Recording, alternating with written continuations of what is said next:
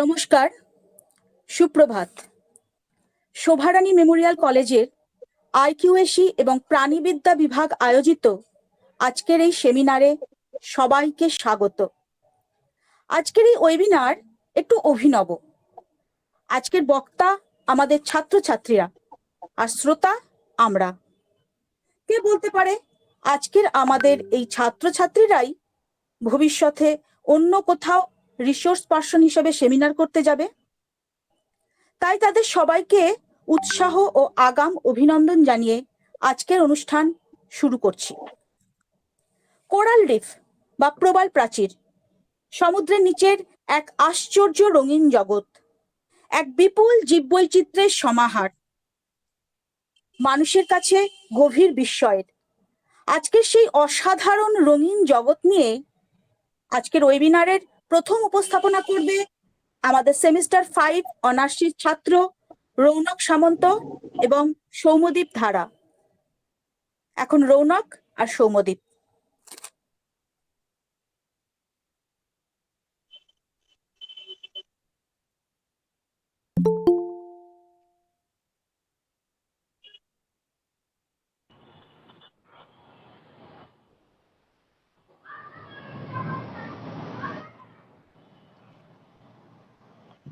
Good morning, everyone. At first, I would like to thank our respected departmental teachers for organizing a such beautiful seminar. I, Ronak Samanto, and my friend Somadip discuss about coral and coral reefs. Next slide.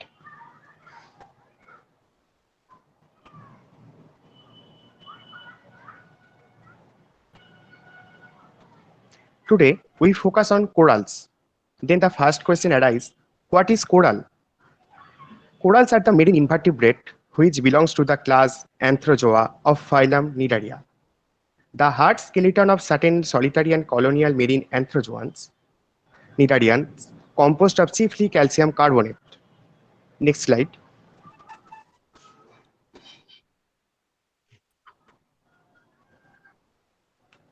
Coral is secreted by coral-forming anthrozoans, the skeleton of an individual polyp called the corallite, and many corallite combine to form the skeletal mass.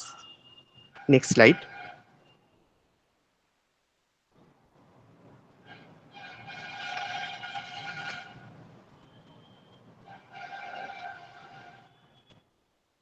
Next slide.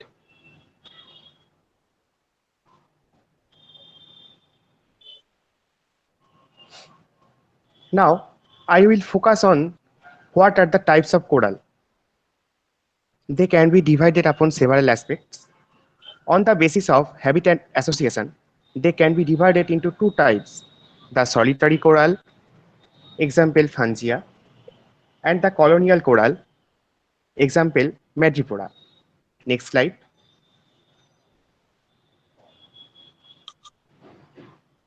On the basis of structural organization, they can be divided into three types, imperforate coral, perforate coral, and fungate coral.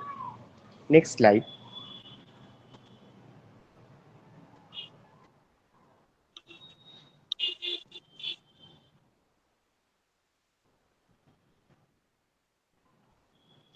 On the basis of rigidity, they are grouped into two types, the hard coral and the soft coral. Next slide.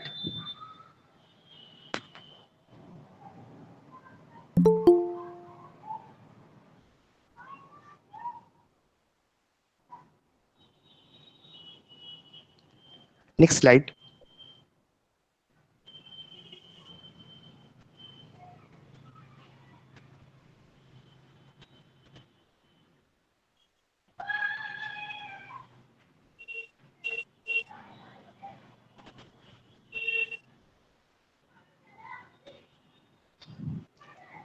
Now we learn about the coral reefs. What is coral reef? Coral in course of time form the coral reef. Coral reef is a mound-like biogenetic structure in the tropical seas, composed of largely calcium carbonate and built exclusively by reef organisms such as madreporians, coralline, foraminifera, plant and non-coral animals like octopus, squid, sea anemone, reef fishes like shark, eel, ray, etc. The reef building corals require certain conditions for formation of coral reef. They require warm and shallow water, 90 degrees centigrade temperature, light, low nutrient-rich water, certain salinity, and pH. Next slides are over to my friend Somadip.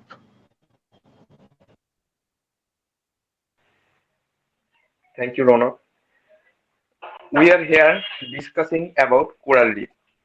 The present slide is about the types. Coral reefs are usually divided into three primary types. The first type is fringing reef. It is extended from the shore up to 400 meters and takes the contour of the shore. It has reefage called the front, where the most active coral growth occurs. Between the front and the shore lies reef flat. It is cut by narrow water channels, which is 37 to 50 meters deep, largely composed of coral colonies, sand, mud, and other debris. Next is barrier reef, like fringing reef, in that they also border a shoreline. They are separated from land by an expanse of water. This creates a lagoon of open, often deep water between the reef and the shore. Of Australia is an example of barrier reef. Next comes atoll. When a fringing reef continues to grow upward from the volcanic island that has sunk completely below the sea level, an atoll is then formed. The next slide, please.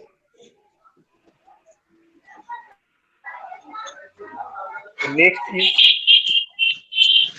about the threats to coral. There are several causes that can damage the coral. Coral reefs deal with many threats from both nature to man. Two species of butterfly fishes are obligate coral predators. Pollution of coral reef may cause the damage to reef environment over the period of time. Temperature rise in the 1997 to 1998 El Nino associated coral bleaching event causing coral death. Symbiotic relationship between coral polyp and the algae known as zooanthellae is essential for coral formation.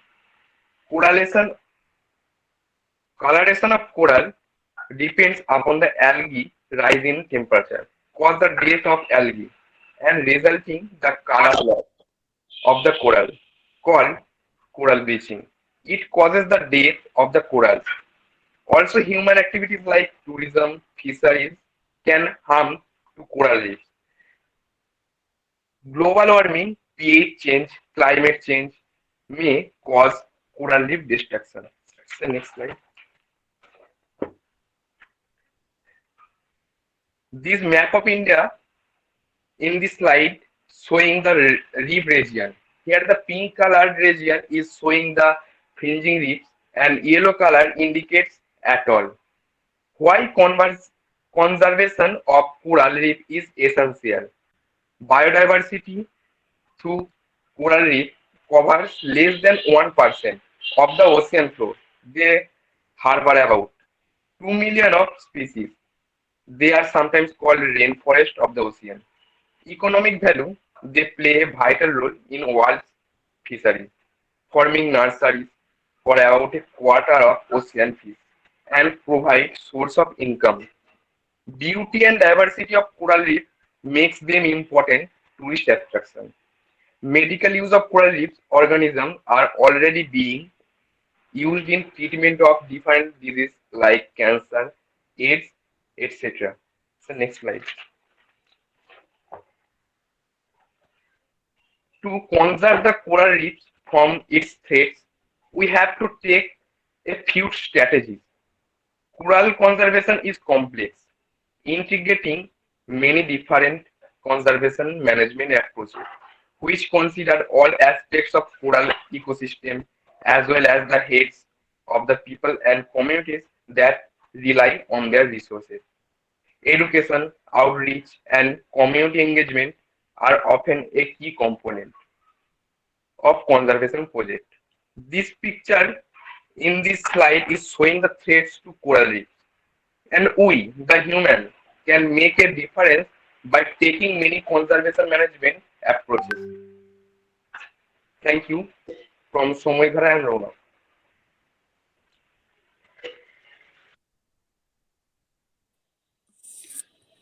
অনেক ধন্যবাদ রৌনক ও সৌম্যদীপকে এত সুন্দর এবং বর্ণময় এক উপস্থাপনার জন্য। মনে হচ্ছিল আমরাও সমুদ্রের নিচে ঘুরে বেড়াচ্ছি। চলে আসি পরের কথায়। ফসিলস বা জীবাশ্ম যেন ইতিহাস বইয়ের পাতা। গভীরে যাও, আরো গভীরে যাও, যতই গভীরে যাবে ততই পুরনো ইতিহাস জানতে পারবে, লক্ষ লক্ষ কোটি কোটি বছরের। তাই জীবাশ্ম আমাদের অতীত ইতিহাস জানার এক অন্যতম প্রামাণ্য হাতিয়ার এবং জীববিদ্যা চর্চার এক গুরুত্বপূর্ণ মাধ্যম। আজ এই ফসিল নিয়েই বলবে আমাদের সেমিস্টার 5 জেনারেলের ছাত্রছাত্রী সায়ন্তন কোলে ও অর্পিতা দাস। সায়ন্তন আর Arpita. Thank you, ma'am. Good morning to everyone. Before start, I would like to thank our Zoology Department of Shovarani Memorial College for organizing this beautiful webinar. Next slide, sir. On the behalf of BSc Biopass General 5th semester of Shovarani Memorial College, me, Sayantan Kole, and my dear friend Urpita Das comes up with the presentation of fossils. Next slide. So fossils are the preserved remains or traces of living things. Fossils provide evidence of how life has changed over time. Fossils also help scientists infer how Earth's surface has changed. Fossils are clues to what past environments were like. Next slide. How do the fossil form? About the fossil formation, most fossils form when living things die and buried by sediments. The sediment slowly harden into rock and preserve the shapes of organism. There is a picture of fossil formation. Next slide. This is the another picture which shows us about the soil layer and various types of fossils. Next slide. Scientists who study fossils are called paleontologists. Next. Fossils are usually found in sedimentary rock. Sedimentary rock is the type of rock that is made of hardened sediment. And there is a picture of sedimentary rock in the right hand side. Now the remaining portion will be carried forward by Urpita Das. So Urpita, now it is over to you. Thank you.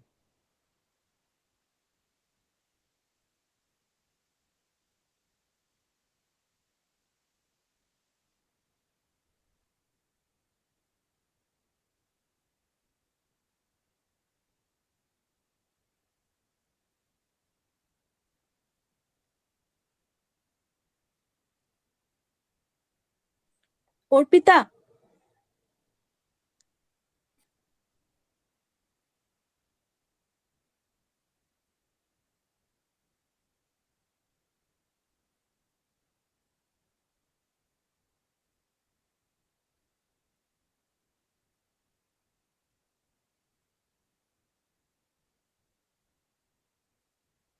Or ma'am মনে হয় connection problem আছে, ও rejoin হচ্ছে ma'am. আচ্ছা আচ্ছা ঠিক আছে।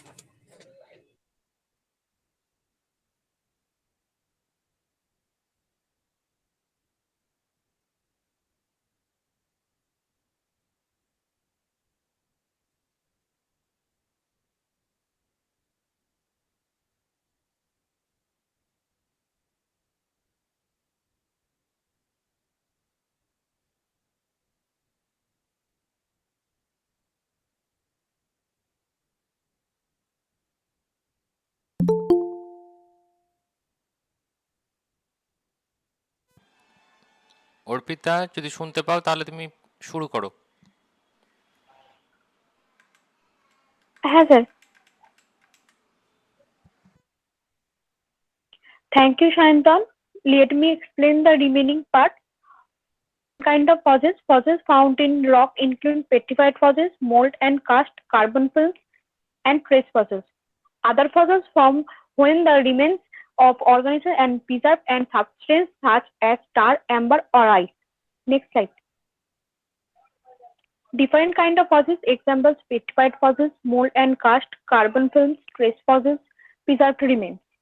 Next slide. What do fossils tell about how organisms have changed over time? The fossils record provides evidence about the history of life on Earth. The fossils record also shows that different groups of organisms have changed over time. The fossils record reveals a surprising fact: fossils occur in particular order. Older rocks contain fossils of similar organisms. Younger rocks contain fossils of more complex organisms. In other words, the fossils record shows that life on Earth has developed or changed. Next slide.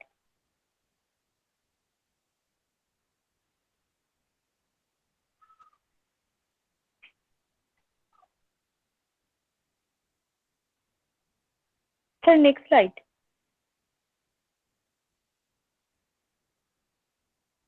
Fossils record provides evidence of support the theory of evolution. A scientific theory is a well-tested concept that explains a wide range of observations.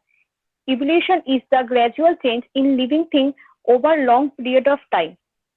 The fossils records show that millions of types of organisms have developed, but many others have become extinct.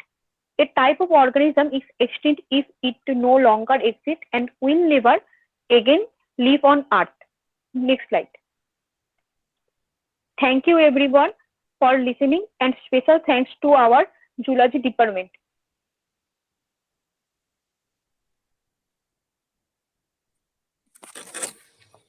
অনেক অভিনন্দন সায়ন্তন ও অর্পিতাকে এত ভালো এক উপস্থাপনার জন্য। হারিয়ে গিয়েছিলাম ইতিহাসের প্রাচীনতায়। পরের আলোচনা ডেজার্ট অ্যাডাপ্টেশন বা মরু অভিযোজন। মরুভূমি মানেই আমাদের, বিশেষত বাঙালিদের কাছে, সত্যজিৎ রায়ের সোনার কেল্লার ফেলুদা, তোপসে আর জটায়ু লালমোহন বাবুর উটে চড়ার সেই মনোগ্রাহী দৃশ্য, আর লালমোহন বাবুর সেই বিপুল হাস্যরসাত্মক কিন্তু অতি সরল প্রশ্ন, আচ্ছা উট কি কাঁটা বেছে খায়? চলুন শুনে নি সেই মরু অভিযোজনের কথা।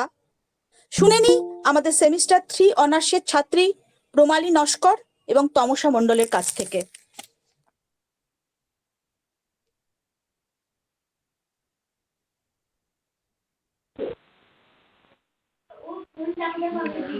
Good morning to our all respected teacher.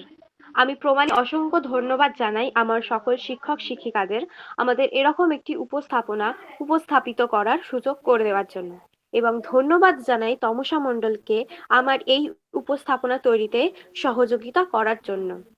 আমাদের আলোচ্য বিষয় হলো ডেজার্ট অ্যাডাপ্টেশন অর্থাৎ মরু অভিযোজন। মরুভূমি বলতে বোঝায় অত্যন্ত শুষ্ক, বৃষ্টিবিরল ও বেশিরভাগ ক্ষেত্রে বালি দিয়ে আবৃত অঞ্চল। মরুভূমির দিন বেশি হলেও রাতে মাত্রা অনেকটা কমে যায়। বেশিরভাগ মরুভূমি অর্থাৎ শুষ্ক জলবায়ু অঞ্চলে 25 থেকে 200 মিলিমিটারের মধ্যে বৃষ্টিপাত হয়ে থাকে। সাহারা মরুভূমি হলো পৃথিবীর বৃহত্তম মরুভূমি। এছাড়াও ভারতীয় কিছু মরুভূমি হলো থর, লাদাখ, জয়সালমীর ইত্যাদি। মরুভূমি সাধারণত দুই প্রকার, এক উষ্ণ মরুভূমি এবং দুই শীতল মরুভূমি। উষ্ণ মরুভূমির মধ্যে রয়েছে সাহারা, আরবীয় কালাহারি ইত্যাদি মরুভূমি, এবং শীতল মরুভূমির মধ্যে গোবি, গ্রেট বেসিন, কলোরাডো ইত্যাদি।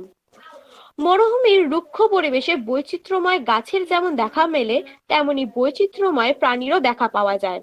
মরুর কঠিন পরিবেশে বেঁচে থাকার জন্য এসব প্রাণী প্রয়োজন মতো নিজেদের অভিযোজিত করে নিয়েছে। দিনের বেলা মরুর প্রচন্ড গরমে বা রাতে তীব্র শীতে কিংবা যে সময়টায় খাদ্য এবং জলের অভাব থাকে, তখন এইসব প্রাণীরা সেই পরিবেশে নিজেদের মানিয়ে নিতে পারে। মরুভূমির প্রাণীদের কথা বলতে গেলে যে প্রাণীটির কথা প্রথম বলতে হয় সেটি হলো উট। এছাড়াও রয়েছে fennec fox, deathstalker scorpion, horn viper, dorcas gazelle ইত্যাদি। প্রথমেই আসি উটের কথায়। মরুভূমির বাসিন্দাদের কাছে উট এক অতি গুরুত্বপূর্ণ প্রাণী, কারণ মরু বাসিন্দারা গরম পোশাক তৈরিতে উটের পশম, জীবন ধারণের জন্য উটের দুধ ও মাংস এবং পরিবহনের জন্য উটকে ব্যবহার করে থাকে। মরুর কঠিন পরিবেশে উটের প্রধান অভিযোজিত বৈশিষ্ট্য হলো চর্বিযুক্ত কুঁচ। এই চর্বিযুক্ত কুঁচ দুই প্রকারের, একটি এক কুচ বিশিষ্ট এবং অপরটি দুই কুচ বিশিষ্ট। এক কুচ বিশিষ্ট উট সাহারা মরুভূমিতে দেখা যায়। এদের কুঁজে 36 কেজি পর্যন্ত চর্বি সংরক্ষিত থাকে। এই ধরনের উটকে ড্রমিডারি উট বলা হয়। মধ্য ও পূর্ব এশিয়ার মরুভূমিগুলিতে দুই কুচ বিশিষ্ট উট দেখতে পাওয়া যায়। এদেরকে বেকট্রিয়ান উট বলা হয়। ভারতের লাদাখ মরুভূমিতেও বেকট্রিয়ান উটের দেখা মেলে। মরুভূমিতে খাবার যখন কম থাকে, উটেরা তাদের কুঁজের সঞ্চিত চর্বিকে জল ও শক্তিতে রূপান্তরিত করে। এভাবে খাদ্য ছাড়া উট দীর্ঘকাল বেঁচে থাকতে পারে। শরীর থেকে জল বাষ্পীভূত হয়ে বের হয়ে যাওয়া প্রতিরোধ করার জন্য তাদের দেহ বিশেষভাবে অভিযোজিত।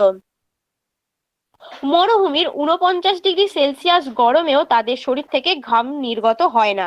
তারা তাদের প্রশস্ত নাক দিয়ে প্রতিনিয়ত প্রচুর পরিমাণে বাইরের বাতাস গ্রহণ করে এবং ভেতরের গরম তাপমাত্রা বের করে দেওয়ার মাধ্যমে শরীরের তাপমাত্রা নিয়ন্ত্রণ করে থাকে।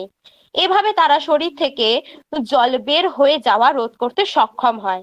এই অভিযোজন ক্ষমতার জন্য উট এক সপ্তাহ জল পান না করেও থাকতে পারে। তারা মাত্র 15 মিনিটের কম সময়ে 46 লিটার পর্যন্ত জল পান করতে পারে। তাদের শরীরের ঘন লোম গরমের দিনে শরীরকে যেমন ঠান্ডা রাখতে, তেমনি তীব্র শীতে শরীরকে গরম রাখতেও সাহায্য করে। তাদের লম্বা শক্তিশালী পায়ের কারণে মরুভূমির বালিতেও তারা সহজে হেঁটে যেতে পারে। এবার আসি আমাদের পরবর্তী প্রাণী ফেনেক্স ফক্সের কথায়। শিয়াল প্রজাতির মধ্যে সবচেয়ে ছোট প্রজাতি এই ফেনেক্স ফক্স। মূলত সাহারা মরুভূমিতে এদের দেখা যায়। এরা দৈর্ঘ্যে 25 থেকে 40 সেমি এবং ওজন 1 কেজির কাছাকাছি। এদের গায়ের রং মরুভূমির বালির রঙের মতো, তবে তাদের সবচেয়ে আকর্ষণীয় অঙ্গটি হচ্ছে লম্বা কান। এদের কান প্রায় 6 ইঞ্চ পর্যন্ত লম্বা।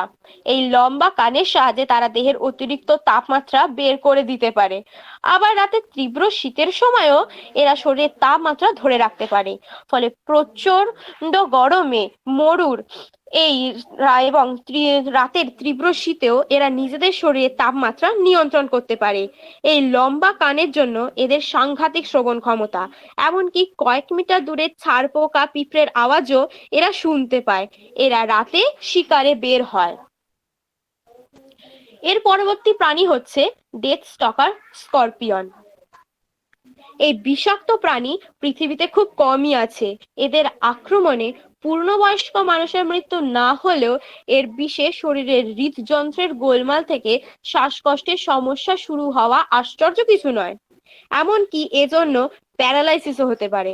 তবে বর্তমানে এর বিষ থেকে ক্যান্সার, ডায়াবেটিসের মতো রোগের ওষুধও তৈরি হচ্ছে। মরুভূমির বিরূপ পরিবেশে নিজেদের মানিয়ে নেওয়ার সব ধরনের বৈশিষ্ট্য এদের আছে। এদের মধ্যে সবচেয়ে অন্যতম হচ্ছে বিপাকক্রিয়া নিয়ন্ত্রণ করা। মরুভূমিতে যখন খাদ্যের অভাব দেখা যায়, তখন এরা তাদের বিপাকক্রিয়ার কার্যক্রম ধীর করে ফেলে। ফলে বিরূপ পরিবেশে অল্প কিছু পোকামাকড় খেয়ে তারা দিব্যি বছরের পর বছর বেঁচে থাকতে পারে। আর সেই খাদ্য থেকেই তারা নিজেদের শরীরের জন্য প্রয়োজনীয় জল গ্রহণ করে থাকে। তাই ডেথ স্টকার স্করপিয়ন জলের উপর খুব একটা নির্ভরশীল নয়। মরুভূমির গরমের সময়টাতেও তারা পাথর বা কোনো ফাটলের নিচে নিজেদেরকে লুকিয়ে রাখতে পারে এবং রাতে শিকারের জন্য বের হয়। তারা সাধারণত পোকামাকড়, পিঁপড়ে বা ছোট ছোট কীটপতঙ্গ শিকার করে খায়। এর পরবর্তী অংশ উপস্থাপিত করবে আমারই সহযোগী তমসা মণ্ডল।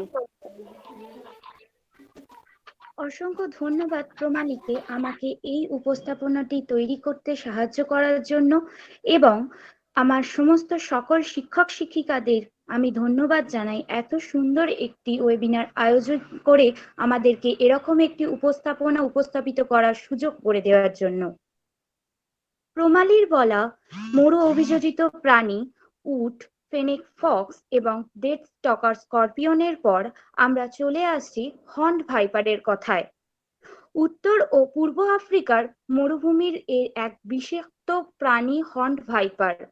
দীর্ঘকার এই সাপের চোখের ওপর দুটি শিঙের মতো থাকায় একে খুব সহজেই চেনা যায়।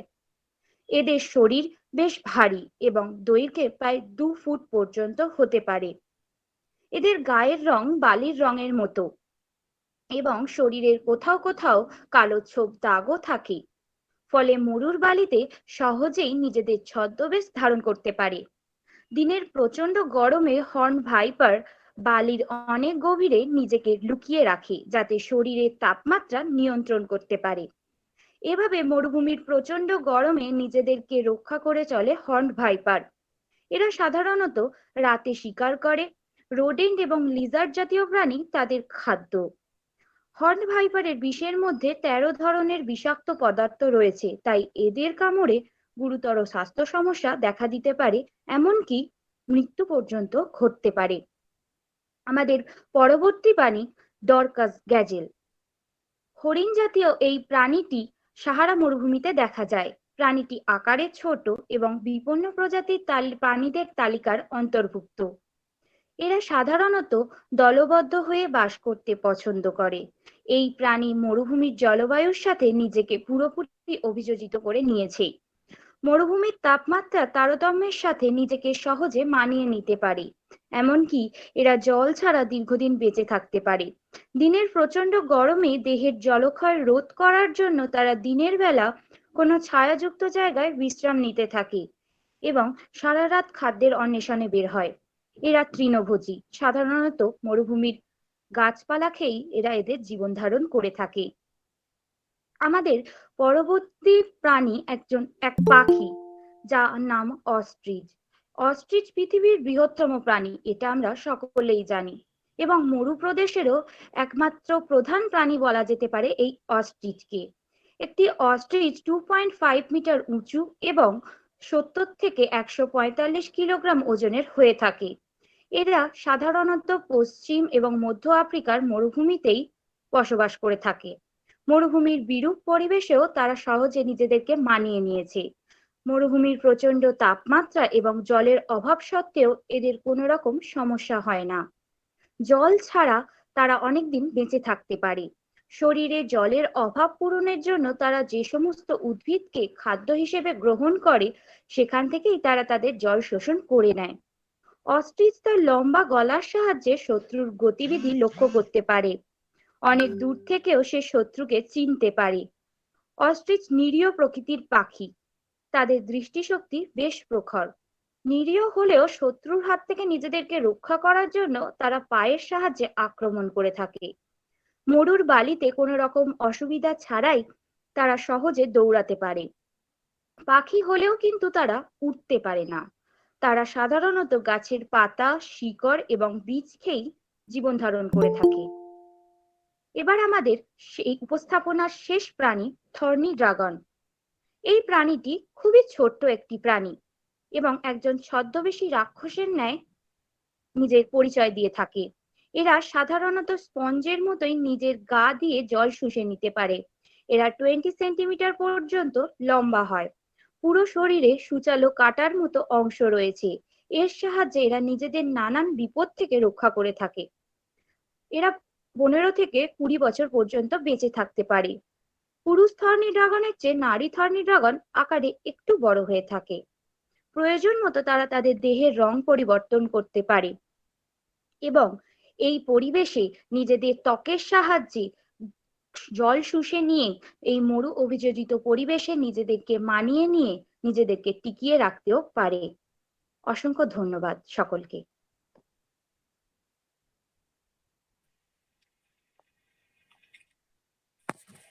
অনেক শুভেচ্ছা প্রমালী ও তমসাকে এত সুন্দর এবং সাবলীল এক উপস্থাপনার জন্য।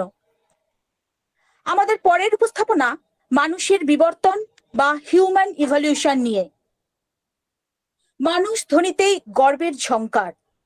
বিশ্ব সাহিত্যের অন্যতম সাহিত্যিক ম্যাক্সিম গোর্কির এই উক্তি আমাদের মনে করিয়ে দেয় মানুষের শ্রেষ্ঠত্বের কথা আর জন্ম দেয় আমাদের শ্লাঘার। কিন্তু মানুষের বিবর্তনের ইতিহাস তো লক্ষ লক্ষ কোটি কোটি বছরের। অসংখ্য পরিবর্তন আর অভিযোজনের মাধ্যমেই আজকের আধুনিক মানুষের উৎপত্তি। শুনে নেব সেই মানুষের বিবর্তনের কথা আমাদের সেমিস্টার 3 জেনারেলের ছাত্রছাত্রী শবনম আফ্রিদা এবং প্রীতম সাহার কাছ থেকে। শবনম এবং প্রীতম।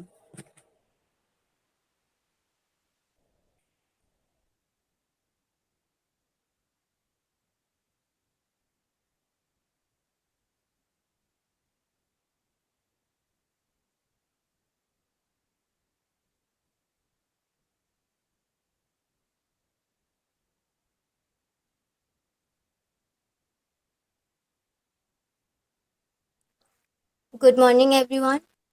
বিএসসি জেনারেল সেমিস্টার 3 থেকে আমরা প্রেজেন্ট করছি হিউম্যান ইভলিউশন। তার আগে আমরা জেনে নিই at a glance what is evolution. According to Charles Darwin, evolution is the idea that species change over time, give rise to new species and share a common ancestor. So basically we can say that evolution is a biological process. There are how living things change over time, how new species develop, mostly caused by natural selection. Okay, come to the next slide. Origin and evolution of man. Among the stories of evolution of individual species, the story of evolution of modern human is most interesting and appears to parallel evolution of human brain and language.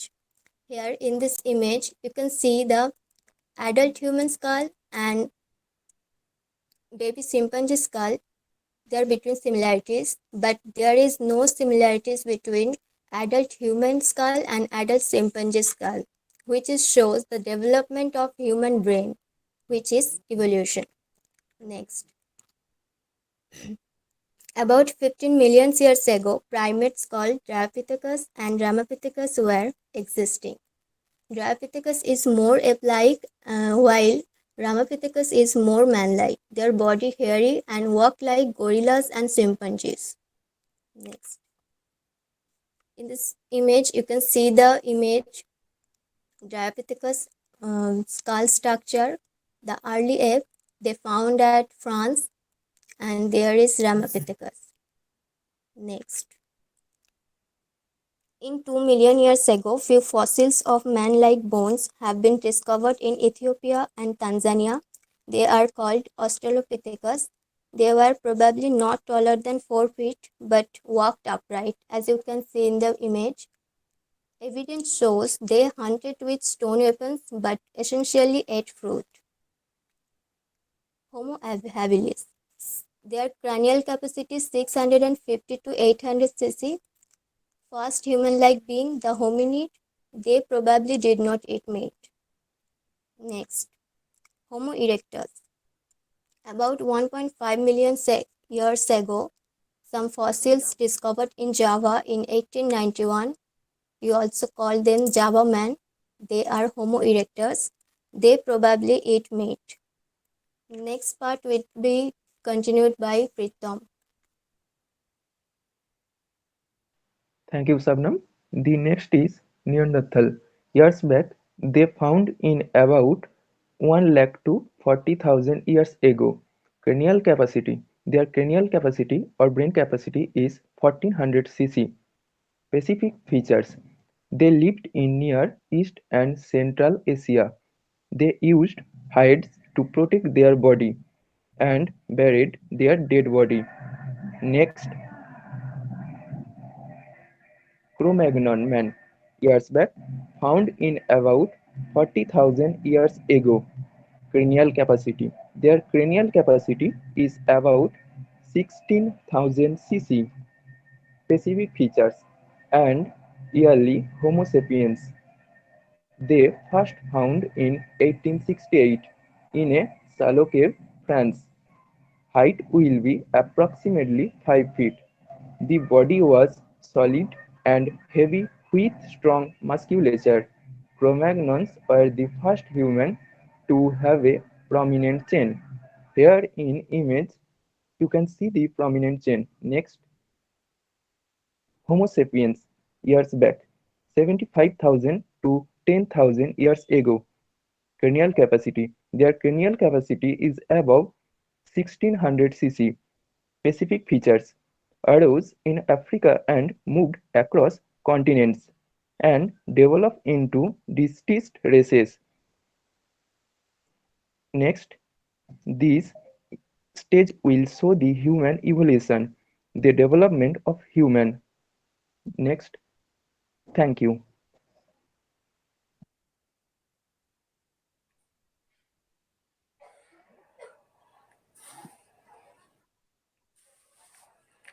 অভিনন্দন শবনম আফ্রিদা এবং প্রীতম সাহাকে এক প্রাঞ্জল উপস্থাপনার জন্য, আর সেই সঙ্গে অভিনন্দন সমস্ত অংশগ্রহণকারীদের। এই সুন্দর ওয়েবিনার প্রেজেন্ট করার জন্য তাদের উৎসাহ, উদ্দীপনা এবং চেষ্টা সত্যিই প্রশংসার যোগ্য।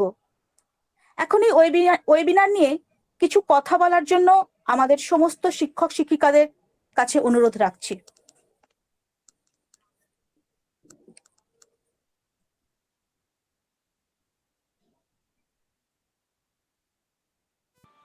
মৌসুমী ম্যাডাম, আপনি প্রথম বলুন। একই কথা বলবো, তোমরা এই বয়সে এই স্টেজে যে উপস্থাপনা করেছো সেটা সত্যি অসাধারণ। যেমনি প্রেজেন্টেশন হয়েছে, পাওয়ার পয়েন্ট প্রেজেন্টেশন, এবং বলাগুলো খুব সুন্দর হয়েছে। আমাদের এই যে আজকের ওয়েবিনারটা করার, এটার প্রধান উদ্দেশ্য হলো কয়েকজনকে তৈরি করে, ওরা নিজেরাই তৈরি করেছে, আমরা একটু হেল্প করেছি, সেইটা করে সবাইকে শোনানো বাকি অন্যান্য ক্লাসের ছেলে মেয়েদের, যাতে তোমরা পরবর্তীকালে এগুলো করবার জন্য এগিয়ে আসো। এই উৎসাহ দেওয়ার জন্যই তোমাদের আজকের এই উপস্থাপনা। আরেকটা জিনিস হচ্ছে যে এরপর যখন কলেজ খুলে যাবে তখন আমরা কিন্তু একটা অন স্টেজ করবো, মানে অফলাইন। এখন তো আবার অনলাইন অফলাইন, তো আমরা সামনে তখন এইটা দেখে যে এরাও পারে করতে, বা এরা আমার বন্ধুরা বা আমাদের যার সঙ্গে যারা পড়ে তারা এই ধরনের কাজ করতে পারছে, সেইটা দেখে আমার মনে হয় অন্যান্যরাও উৎসাহিত হয়ে এগিয়ে আসবে। এগিয়ে এসে এর পরবর্তী স্টেজে আমরা এটা কিন্তু অফলাইনে উপস্থাপনা করব। আর দ্বিতীয়ত বলি যে এই সেমিনারের 4টে প্রেজেন্টেশন তোমরা দেখলে, এরপর আমরা তোমরা চলে যাবার পর আমরা নিজেরা ডিসকাশন করে আমরা একটা ফার্স্ট, সেকেন্ড, থার্ড, ফোর্থ আমরা একটা অ্যানাউন্স করব। অ্যানাউন্স করার পরে কলেজ খুললে সেই অনুযায়ী তোমাদের কিছু সামান্য পুরস্কার দেওয়া হবে। ঠিক আছে, সুরেশ বলো। আমিও মৌসুমী ম্যাডামের সাথে একমত। তোমরা যেহেতু প্রথম একটা প্রেজেন্টেশন দিচ্ছ এখানে, তো প্রেজেন্টেশনগুলো তোমরা যে তৈরি করেছো পাওয়ার পয়েন্টের মধ্যে দিয়ে, অনেকের কাছে কম্পিউটার নেই, কেউ কেউ ফোন থেকেও পুরো ব্যাপারগুলো তৈরি করার চেষ্টা করো, এরকম থাকে। তো যাই হোক, যেভাবেই তৈরি করে থাকো সমস্ত জিনিসটা খুবই সুন্দর এবং সুষ্ঠুভাবে তোমরা তৈরি করেছো। প্রেজেন্টেশন সবারই হচ্ছে খুব পরিষ্কার পরিচ্ছন্ন, তো সেটার জন্য তোমাদের সবাইকে অভিনন্দন। আর একটা জিনিস বলার ক্ষেত্রেও মোটামুটিভাবে আমি যা দেখলাম, যেহেতু এর আগেও আমরা হচ্ছে একটা ডেমো প্রিপারেশন আমরা করিয়েছিলাম, তো আজকে যেটা দেখলাম ফাইনালি তোমরা যখন দিচ্ছ তার থেকে কিন্তু যাদের যাদের যেটুকু খামতি ছিল সেই জায়গাটা তোমরা কিন্তু অনেকটাই ইমপ্রুভ করে ফেলেছো। তো আশা করছি এরকম প্রোগ্রাম যখন ভবিষ্যতে আরও হবে তখন তোমাদের এই যে ব্যাপারটা, যেটুকু জড়তা যেটুকু ছিল সেই জায়গাটুকু যেমন কেটে যাচ্ছে, ভবিষ্যতে দেখবে এটা আরো অনেক বেশি ফ্লুয়েন্ট হয়ে যাচ্ছে।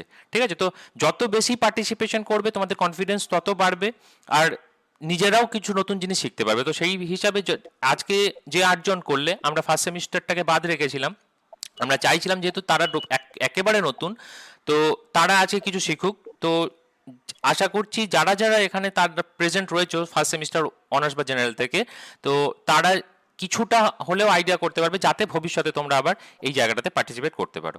তো আমরা এইটুকুই আশা করব যে আরো নতুন নতুন যখন অনুষ্ঠানগুলো হবে আরো বেশি সংখ্যক আমরা ছাত্রছাত্রীদের পাবো, তাতে স্পিকার 2জন হলেও যাতে অন্যান্য স্টুডেন্টরাও অংশগ্রহণ করে, এইটা আমাদের আশা থাকবে। ঠিক আছে, আর আমি এখানে আজকে আরেকটা জিনিস উল্লেখ করব, সেটা হচ্ছে আমাদের মধ্যে আজকে একজন এক্সট্রা স্টুডেন্ট প্রেজেন্ট রয়েছে, যে আমাদের প্রিভিয়াস ব্যাচ থেকে ঋষভ চক্রবর্তী। ও একটু ইন্টারেস্টেড ছিল বলে আমি ওকে পাঠিয়েছিলাম, ও এটা জয়েন করেছে। আমার এটা খুবই ভালো লেগেছে দেখে। তো এরকম যদি পরবর্তী অনুষ্ঠানগুলোও হয়, আমাদের যেহেতু হোয়াটসঅ্যাপ গ্রুপও রাখা আছে, তো সেরকম হলে আমরা যে ফিজিক্যাল যে অনুষ্ঠানগুলো হবে সেখানে তোমাদেরকে আমরা জানিয়ে রাখবো, তোমরা এখানে এসে উপস্থিত হবে, তাহলে আমাদেরও একটা রিউনিয়ন মতো হয়ে যাবে, আমাদের ভালো লাগবে। ঠিক আছে, থ্যাংক ইউ। এইটুকু বলে আমার বক্তব্য শেষ করছি। তমাল, তমাল কিছু বলো।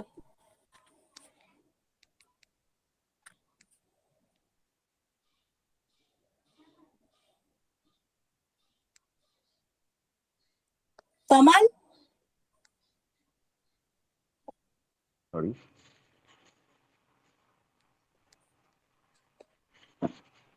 যারা যারা আজকে প্রেজেন্টেশন দিলে তাদের প্রথম উদ্যোগ হিসাবে এটা অত্যন্ত সুন্দর হয়েছে।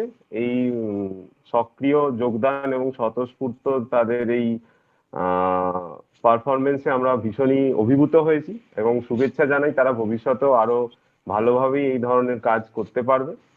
আর যারা আজকে প্রেজেন্টেশন করলে না, আশা করি তারা আজকের এই প্রেজেন্টেশনটা থেকে কিছু জিনিস শিখলে ভবিষ্যতে আমরা তাদেরকেও ইনভলভ করার চেষ্টা করব। তোমরাও দেখে রাখো, শিখে রাখো, এবং আমাদের যখন অফলাইন মোডে আবার কোনোদিন সেমিনার হবে, নিশ্চয়ই হবে কলেজ খোলার পর, তখন তোমরাও যোগদান করার চেষ্টা করো। এটা বলেই আমি শেষ করছি। ধন্যবাদ।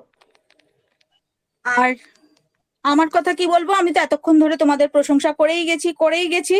সত্যি তোমরা প্রশংসার মতো কাজ করেছো, কারণ একদম প্রথমবারেই এত সুন্দর প্রেজেন্টেশন, খুব ভালো লাগছে। তো আমরা তো সবসময় ওয়েবিনার মানে জানি বাইরে থেকে ভীষণ কোয়ালিফাইড মানুষজন এসে মানে বক্তব্য রাখবেন বা তাদের কথা শুনবেন, কিন্তু আমাদের ছাত্রছাত্রীরাও যে খুব সুন্দর প্রেজেন্টেশন দিতে পারে সেটা আমরা দেখলাম। এবং যারা করলে না, যারা শুনলে আজকে, ভবিষ্যতে তাদের থেকেও আরো হয়তো অনেক নতুন নতুন উঠে আসবে কেউ যারা এগুলো বলবে। এবং সুরেশের কাছ থেকে জেনে খুব ভালো লাগলো যে আমাদের পুরানো ছাত্রছাত্রীরা অংশগ্রহণ করছে। নিশ্চয়ই পরবর্তীকালে যদি আমরা কোনো ওয়েবিনার করি তাদেরকে লিংক পাঠিয়ে দেব, তারা সম্ভব হলে, তাদের সময় সুযোগ হলে তারা নিশ্চয়ই সেখানে জয়েন করবে, বা অফলাইন সেমিনার করলেও তারা নিশ্চয়ই সেখানে জয়েন করবে। খুবই ভালো লাগছে এত সুন্দর একটা অনুষ্ঠান তোমরা উপস্থাপনা করার জন্য।